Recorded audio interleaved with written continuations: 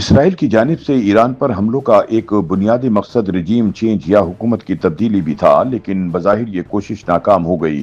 چونکہ ایرانی عوام اسرائیل کی امیدوں کے برعکس خامنہئی کی قیادت میں اپنی حکومت کے پیچھے ڈٹ کر کھڑے ہو گئے۔ سیاسی تجزیہ کاروں کے مطابق بظاہر اسرائیلی حملوں کا مقصد ایران کو جوہری طاقت بننے سے روکنا تھا، لیکن اس کے پیچھے وزیر اعظم بنیامین نیتن یاہو کا ایک وسیع تر منصوبہ اور بھی ہے، اور وہ ہے تہران میں حکومت کی تبدیلی۔ ان کو امید تھی کہ ایران کی فوجی قیادت کو صفائے ہستی سے مٹانے اور اس کے نیوکلیئر پلانٹس پر حملوں کے نتیجے میں ملک بھر میں بدامنی پھیلے گی جو ایران میں اقتدار کا تختہ الٹ دے گی، تاہم ایسا ہوتا ہوا نظر نہیں آ رہا۔ ایران پر حملوں کا سلسلہ شروع ہونے کے فوری بعد نیتن یاہو نے کہا تھا کہ اب وقت آ گیا ہے کہ ایرانی عوام اپنے پرچم اور اس کی تاریخی وراثت کے گرد متحد ہو کر موجودہ شیطانی اور جابر حکومت سے خود کو آزاد کروانے کے لیے کھڑی ہو۔ اسرائیلی وزیر اعظم کا خیال تھا کہ بہت سارے ایرانی شہری معیشت کی مخدوش حالت، آزادی اظہار پر پابندیوں اور خواتین اور اقلیتوں کے حقوق سلب کیے جانے کی وجہ سے حکومت سے ناخوش ہیں، لہٰذا اسرائیلی حملوں سے انہیں حکومت گرانے کا موقع مل جائے گا۔ اسی مقصد کی خاطر اسرائیل نے اپنے حملوں میں ایرانی پاسداران انقلاب کے کمانڈر، مسلح افواج کے چیف آف اسٹاف اور پاسداران انقلاب کے کئی دیگر اعلیٰ سربراہان کو بھی شہید کر دیا تھا تاکہ فوج بکھر جائے اور افراتفری کا شکار ہو جائے، تاہم ایسا نہیں ہو پایا اور ایران نے کامیابی کے ساتھ تمام مارے گئے کمانڈرز کی متبادل قیادت کا اعلان کرتے ہوئے بھرپور جوابی حملے شروع کر دیے۔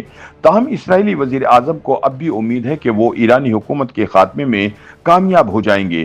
انہوں نے اعلان کیا ہے کہ مزید ایرانی رہنماؤں کو بھی نشانہ بنایا جائے گا اور ایران کے روحانی رہنما علی خامنہئی بھی اسرائیلی ٹارگٹ ہیں۔ اسرائیلی قیادت کے خیال میں مسلسل فضائی حملے اور ہلاکتیں ایرانی حکومت کو غیر مستحکم کر رہی ہیں، جس سے عوامی بغاوت کی راہ کھل سکتی ہے۔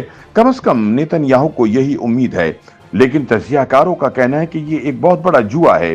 ان کے خیال میں ابھی تک ایسا کوئی ثبوت نہیں ملا کہ ایسا کچھ ہوگا، لیکن اگر ایسا ہوتا ہے تو بھی یہ واضح نہیں کہ اس کے نتائج کیا ہوں۔ عالمی سیاست پر نظر رکھنے والے تجزیہ کاروں کا کہنا ہے کہ ایران میں اسرائیلی حملوں کے نتیجے میں کسی انقلاب کا خدشہ اس لیے نہیں کہ وہاں سب سے زیادہ طاقت رکھنے والے لوگ وہ ہیں جو مسلح افواج اور معیشت کو کنٹرول کرتے ہیں۔ ان میں سب سے زیادہ طاقت پاسداران انقلاب کے پاس ہے، لہٰذا انہیں حکومت کے خلاف بغاوت کرنے کی ضرورت نہیں ہے کیونکہ وہ پہلے ہی اقتدار میں ہیں۔ تجزیہ کاروں کا کہنا ہے کہ ویسے بھی ایران میں ایسی کوئی مضبوط اپوزیشن یا لیڈر موجود نہیں جو موجودہ قیادت کا متبادل بن سکے۔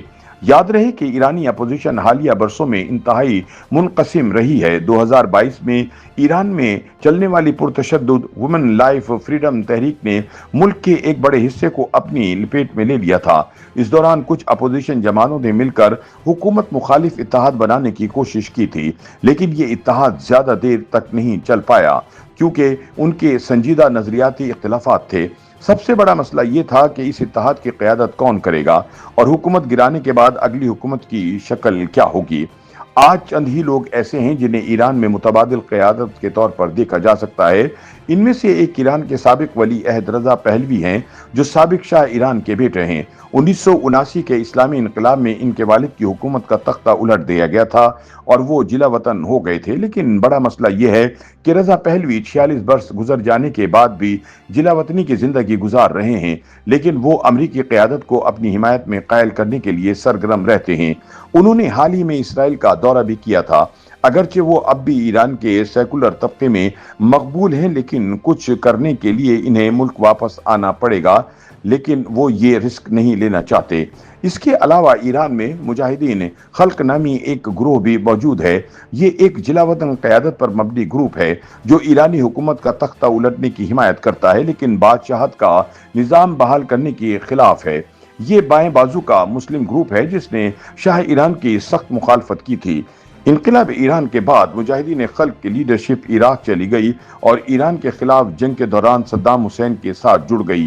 یہی وجہ ہے کہ یہ گروپ ایرانیوں میں غیر مقبول ہو گیا، تاہم مجاہدین خلق اب پھر سرگرم ہیں اور امریکہ میں اس کے کئی دوست ہیں جن میں سے کچھ ڈونلڈ ٹرمپ کیمپ کے کافی قریب ہیں۔ تاہم ٹرمپ کے پہلے دور حکومت کے برعکس وائٹ ہاؤس میں اس کا اثر و رسوخ کم ہے۔ اس دور میں مائک پومپیو، جان بولٹن اور روڈی جولیانی سمیت سینئر امریکی حکام مجاہدین خلق کے اجتماعات میں شریک ہوئے اور حمایتی تقاریر کی تھیں۔